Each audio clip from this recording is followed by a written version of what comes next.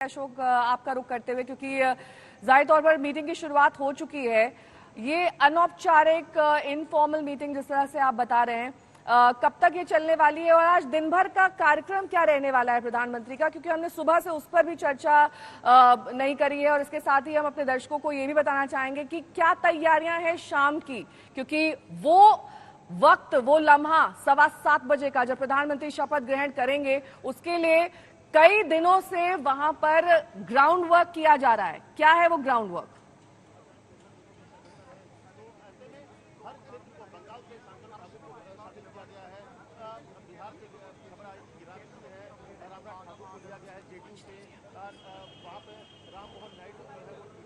अशोक, आपसे मेरा सवाल था ये। अशोक, आपको आवाज मिल रही है?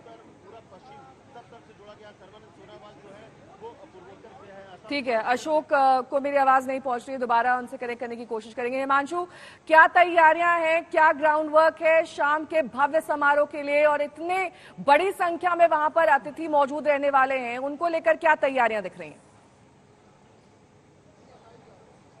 देखिए, बिल्कुल जाहिर तौर पे सारी तैयारियां जो है वो चल रही हैं, लेकिन सबसे बड़ी तैयारी जो है वो पीएम हाउस पे है, जहां धर्मेंद्र प्रधान पहुंच गए हैं, जिनके बारे में ये अटकलें थी कि उड़ीसा की जीत में बहुत बड़ी भूमिका जो है वो धर्मेंद्र प्रधान की थी, तो उनको उड़ीसा का मुख्यमंत्री बनाया जा सकता है, लेकिन वो भी पीएम हाउस पहुंच गए हैं।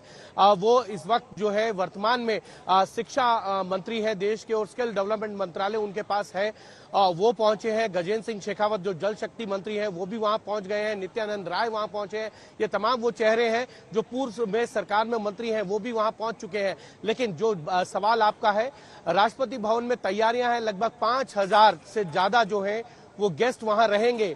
वो गवाह बनेंगे प्रधानमंत्री नरेंद्र मोदी की तीसरी बार प्रधानमंत्री के तौर पर शपथ का, जो रिकॉर्ड बराबर करेंगे जवाहरलाल नेहरू का तीसरी बार शपथ का। आप देखिए, न सिर्फ बांग्लादेश, श्रीलंका, नेपाल, भूटान, मॉरिशस, मालदीव। ठीक है, इस बीच बड़ी खबर का रुख कर लेते हैं। राजनाथ सिंह पीएम आवास के लिए निकल गए हैं। राजनाथ सिंह भी इस मीटिंग में शामिल होंगे। बैठक के लिए धर्मेंद्र प्रधान भी पीएम आवास पहुंच चुके हैं। धर्मेंद्र प्रधान, जिनकी अहम भूमिका बताई गई उड़ीसा में जिस तरीके से सीट हासिल करी भारतीय जनता पार्टी ने। राजनाथ सिंह पीएम आवास के लिए निकल गए हैं, सीसीएस का हिस्सा है राजनाथ सिंह। अंजना मेरी सहयोगी जुड़ी हुई तमाम जानकारी के साथ। अंजना, सीसीएस पर तो चर्चा हो गई, लेकिन धर्मेंद्र प्रधान, जिनकी अहम भूमिका बताई जा रही है, जिस तरीके से उड़ीसा में 20 सीटें हासिल करी भारतीय जनता पार्टी ने, उनको सीएम पद के लिए कंसिडर ना करना, मंत्री पद के लिए कंसिडर करना, इसके पीछे क्या स्ट्रैटेजी है? यानी कि अब हम मुर्मू का नाम माने कि वो सीएम बन सकते हैं वहां पर? बिल्कुल, आपने सही बात छेड़ी है। देखिए, आउटस्टैंडिंग कुछ बच्चे सबसे अच्छे मार्क्स लाते हैं, उनमें से एक ओडिशा के बच्चे हैं जो लाए हैं अच्छे मार्क्स। लेकिन धर्मेंद्र जी को अगर यहीं पर मंत्री दिया जा रहा है तो फिर मुख्यमंत्री ओडिशा का कौन होगा, ये सवाल लोगों के मन में है। सबकी नजरें आज इसी थी कि अगर मंत्री के लिए उन्हें चुन लिया जाता है तो सीएम का चेहरा कोई और होगा। अब ऐसा प्रतीत होता है कि बीजेपी किसी और चेहरे पर सोच रही है, और जो सांसद बन के इस बार आए हैं उनको केंद्र में ही काम के लिए इस्तेमाल किया जाएगा।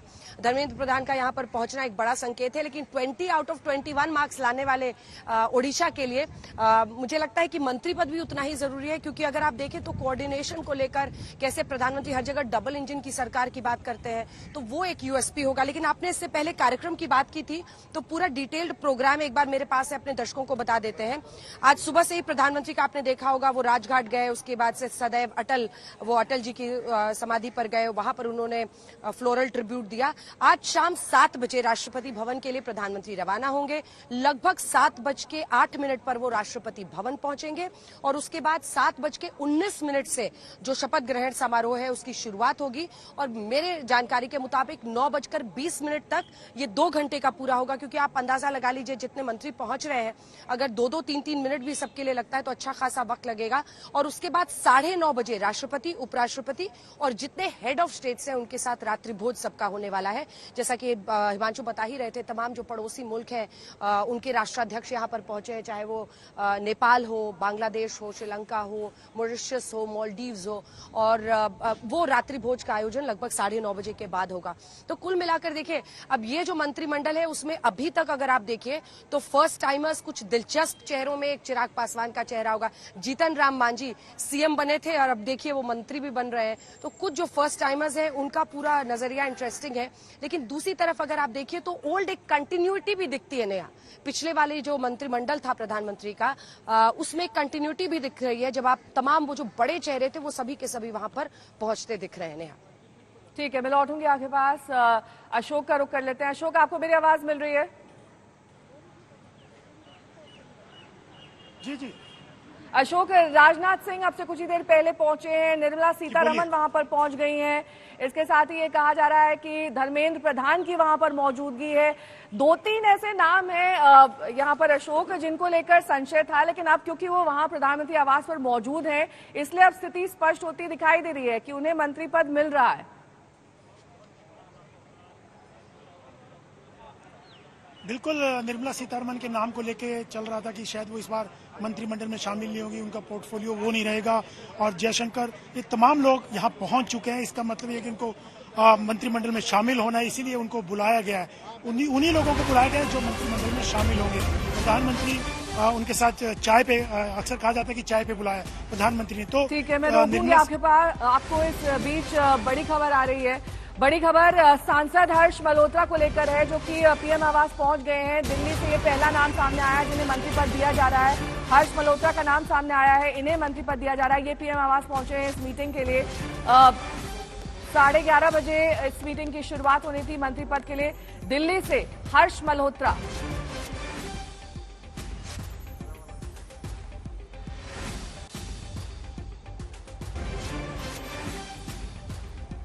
हिमांशु मेरे सहयोगी जुड़ गए हैं तमाम जानकारी के साथ। हिमांशु, पहला नाम दिल्ली से हर्ष मल्होत्रा का, और कौन कौन से संभावित नाम हो सकते हैं दिल्ली से? 7 में से 7 सीटें यहां पर आई हैं। देखिए, मुझे लगता है एक ही नाम होगा, क्योंकि पिछले 10 साल में भारतीय जनता पार्टी ने जो है दोनों बार 14 और 19 में 7 में से 7 सीटें जीती हैं, और 2021 तक जो है हर्षवर्धन यहां से कैबिनेट में प्रतिनिधित्व करते रहे। उसके बाद मीनाक्षी लेखी को लाया गया। इस बार ईस्ट दिल्ली से जो है हर्ष मल्होत्रा जो जीत कर आए हैं, उनको यहां पर कैबिनेट में जगह मिल रही है। तो मुझे लगता है एक से ज्यादा नहीं होंगे, लेकिन सीआर पाटिल जो गुजरात के बीजेपी अध्यक्ष हैं, जिनके नेतृत्व में 2022 में भारतीय जनता पार्टी ने माधव सिंह सोलंकी का रिकॉर्ड तोड़ा था, 156 सीटें जीती थी, वो भी अब कैबिनेट में शामिल होंगे और प्रधानमंत्री आवास पहुंच चुके हैं। तो ऐसे वो चेहरे जिन्होंने संगठन के लिए काम किया, संगठन में परफॉर्म किया है, अब उनको सरकार में जगह दी जा रही है नेहा। और यही कारण है कि जिनकी परफॉर्मेंस अच्छी है उनको यहां जगह मिलेगी, जिनकी परफॉर्मेंस अच्छी नहीं है उनको कैबिनेट से बाहर रखा जाएगा। लेकिन बहरहाल इसके बाद अब सवाल ये बचता है कि उड़ीसा का मुख्यमंत्री कौन होगा और बीजेपी का अध्यक्ष कौन होगा, क्योंकि जेपी नड्डा का जो कार्यकाल है वो 30 जून तक है।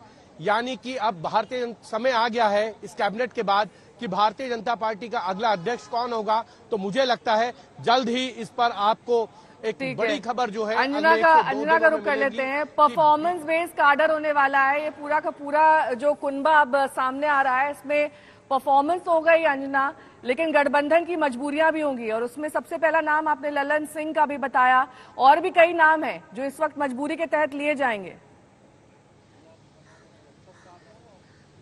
बिल्कुल, और ललन सिंह तो वो नाम है नेहा जो कि बहुत दिलचस्प है। जब जेडीयू और बीजेपी का पुनर्मिलन हो रहा था तब ललन सिंह को लेकर जो नाराजगी थी बीजेपी की, क्योंकि वो सबसे आक्रामक रहते थे जब वो आरजेडी के साथ गठबंधन में थे, वो सीधा पीएम पर हमला करते थे, गृह मंत्री पर हमला करते थे, तो उनको अध्यक्ष पद से पहले हटाया गया ललन सिंह को। नीतीश कुमार खुद अध्यक्ष बने जेडीयू के, उसके बाद जाकर ये मिलन हुआ था, पुनर्मिलन जो होता है। और उसके बाद अब देखिए कि आज स्थिति ऐसी है कि ललन सिंह के नाम पर, क्योंकि बहुत करीबी नीतीश कुमार के वो बताए जाते हैं, उनके नाम पर बाजी रख दी गई और उनको मंत्री बनाया जा रहा है। और शायद इसीलिए 1+1 पर ही जेडीयू मान भी गई है, जबकि 12 सांसद हैं बीजेपी के, बराबर सांसद उनके हैं इस बार बिहार में। दूसरी तरफ रामनाथ ठाकुर जिसकी मैं चर्चा पहले भी कर रही थी, देखिए एक पिछड़ी जाति के बड़े नेता के तौर पर वो उभरे हैं। उनके पिता कर्पूरी ठाकुर हैं। कर्पूरी ठाकुर कई बार सबसे बड़े पुरोधा माने जाते हैं पिछड़ी जातियों की, जो पूरी क्रांति बिहार में आई या लड़ाई हुई उसमें। और कर्पूरी ठाकुर के ही बेटे को, रामनाथ ठाकुर को मंत्री चुना गया। हाल ही में भारत रत्न उन्हें दिया गया था। तो वो भी सांकेतिक तौर से पिछड़ी जातियों को अपनी तरफ करने की एक मुहिम थी। देखिए इसका फायदा जेडीयू को तो पूरा मिला है, क्योंकि जेडीयू के ही टिकट पर रामनाथ ठाकुर चुनावी मैदान में उतरते हैं और रामनाथ ठाकुर एक बार फिर से, लेकिन उनको एमओएस मिलेगा, मिनिस्टर ऑफ स्टेट। ऐसे ही अगर आप टीडीपी से भी देखिए तो येरन नायडू के बेटे को जगह मिल रही है। तो कुल मिलाकर जो परिस्थिति है उसमें गठबंधन के साथियों को साथ लेना है। लेकिन एक दिलचस्प चीज यह है कि जीतन राम मांझी हो एक मंत्री वाले, जयंत चौधरी हो दो हैं हालांकि उनके, बागपत बिजनौर, चिराग पासवान 100% स्ट्राइक रेट, पहली बार वो भी मंत्री बन रहे हैं। और चिराग पासवान पर चर्चा करनी चाहिए। 41 साल उनकी उम्र है। देखिए जिस तरह के मौसम वैज्ञानिक वो साबित हुए हैं, शायद अपने पिता को भी अब फेल कर देंगे, क्योंकि उनके पिता इसलिए जाने जाते थे कि एक ही घर में वो लगातार कई दशकों तक रह पाए। तो उसकी वजह ये थी कि एनडीए की सरकार बने तो उधर, यूपीए की सरकार बने तो उधर, और वो हमेशा भाप लेते थे चुनाव के पहले कि कौन जीतेगा। और चिराग पासवान की एक बड़ी भूमिका मानी जाती है। अगर बीजेपी के साथ रामविलास पासवान गए, ये खुद उन्होंने, रामविलास जी ने जब वो जिंदा थे मुझे इंटरव्यू में कहा था कि ये चिराग का फैसला था कि हमें नरेंद्र मोदी के साथ जाना चाहिए। और 2014 से प्री पोल अलायंस में वो रहे। रामविलास 2 बार लगातार खुद मंत्री रहे बीजेपी की सरकार में, एनडीए की सरकार में। और अब बारी आई है चिराग पासवान की। तो चिराग पासवान ने जो 100% का strike rate 5 out of 5 Bihar में लाया है, उसका सिला उन्हें मिल रहा है। साथ ही चाचा को बुरी तरह से, मतलब चिराग को इग्नोर किया गया, चाचा को मंत्री बना दिया गया, लेकिन बावजूद इसके चिराग पासवान टिके रहे और शायद उसी का सिलाब उन्हें मिल रहा है कि वो भी आज मंत्री पद की शपथ ले रहे हैं। तो कई जो फर्स्ट टाइमर्स हैं मंत्री के तौर पर, और हर्ष जी की आपने बात की, तो हर्ष जी तो बीते दिन जो 100 सांसदों वाला हमने शो किया था वो वहां पर बैठे हुए थे। और दिल्ली से देखिए हमेशा एक कोई ना कोई होता है। चांदनी चौक की सीट जो कि डॉक्टर हर्षवर्धन की एक वक्त पर थी, जो प्रवीण खंडेलवाल को मिली है। डॉक्टर हर्षवर्धन कैबिनेट मंत्री, स्वास्थ्य मंत्री हुआ करते थे, लेकिन उसके बाद से अगर आप देखिए तो मीनाक्षी लेखी को यहाँ पर एमओएस की जगह मिली और अब हर्ष जी की बारी है। तो दिल्ली के कोटे से कोई एक न एक कहीं जगह पा ही लेता है। मुझे लगता है एक के से ज्यादा यहाँ होता हुआ हम नहीं देखेंगे। लेकिन दिलचस्प होगा कि अभी जो अनौपचारिक बातचीत पीएम की हो रही होगी, क्योंकि बार बार यही कहा जा रहा है कि देखिए 2014 हो, 19 हो, एक अलग बॉडी लैंग्वेज हुआ करता था, एक स्पष्ट बहुमत का जो बोलबाला था वो एकदम दिखता था व्यवहार में। और पीएम लगातार ये कोशिश कर रहे हैं, चाहे वो चंद्रबाबू नायडू हो, नीतीश कुमार हो, ये पीएम की बहुत बड़ी पहल कहलाएगी प्रधानमंत्री और अमित शाह की, कि इस बार 2024 के चुनाव में वो बावजूद इसके कि शुरू में तो बहुत कॉन्फिडेंट दिखे कि हम अपने दम पर बहुमत लाएंगे, 370 पार जाएंगे, 370 हमने हटाया है, लेकिन उन्होंने प्री पोल अलायंस किया, एनडीए के पुराने साथियों को वो साथ लेकर आए, जेडीयू को लेकर आए। बहुत इसकी निंदा हुई कि देखिए नीतीश कुमार ने अभी क्या कहा था वहां विधानसभा में महिलाओं को लेकर, ये भी निंदा हुई कि आरजेडी के पास जाते हैं फिर आप कुछ कर लेते हैं। लेकिन बावजूद इसके जो प्री पोल अलायंसेस उनके लिए क्रूशियल साबित हुई हैं, उसमें आरएलडी भी है 2 की 2, 100% स्ट्राइक रेट।